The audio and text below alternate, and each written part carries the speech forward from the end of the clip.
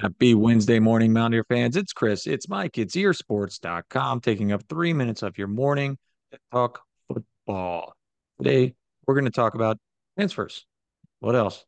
Seems like that's all we talk about nowadays. And Mike, West Virginia got down to 84 scholarships, with the limit being 85 shortly after the portal ended.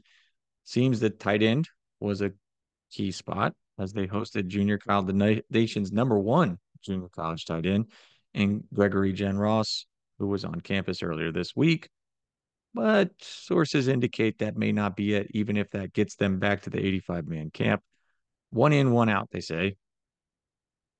Where, regardless of where the one out goes, what position should the one in be for West Virginia, Mike? What's your pick? I I can't believe it's tight end. I just can't believe that given who and what they have, the quantity of players. I don't even think it's going to be on offense if you ask me. I'm going to the other side. I'm going to the defensive backfield, and I'm not going cornerback. I think they have a way to have depth, corners, and nickel back at corner. I'm just most concerned about safety, Chris. When we put together our two deeps, I had a hard time putting together all the spots at safety. Now, with an asterisk, though. I think they really like Aubrey Burks at Spear. I think that could be his position. Just the fact that he can be so active around the line of scrimmage, helping the corners, helping the linebackers, helping the safeties. It's just a guy like that with his talent, his experience. How do you weaponize him? Put him at Spear. Trouble is that creates an opening in the back end, and I'm just not seeing it right now for starters and depth. Like you have Anthony Wilson, who are you putting next to him? Jaheim Joseph, okay, that's fine. You recruit him from the portal from Northwestern to let him play. Hasn't played a whole lot, but maybe he has a chance to do it this year.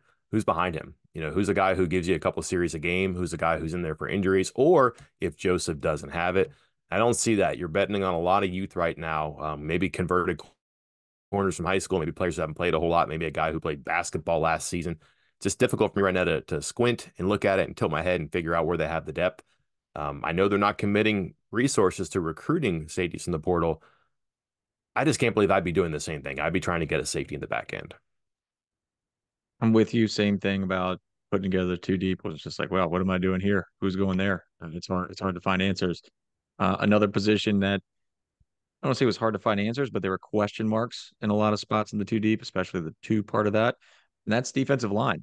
Every defensive line coach wants, six, eight players that could contribute. West Virginia has two key returners that were starters in Vistaranen and Sean Martin. Then you start looking at the other spots, especially behind them and behind Fatorma Mulba, who's going to take over the starting nose position, presumably. But him and Russell out all spring. Corey McIntyre out all spring. PJ Jackson. Oh, excuse me. Hammond Russell not out all spring. Asani Redwood out all spring. Corey McIntyre out all spring.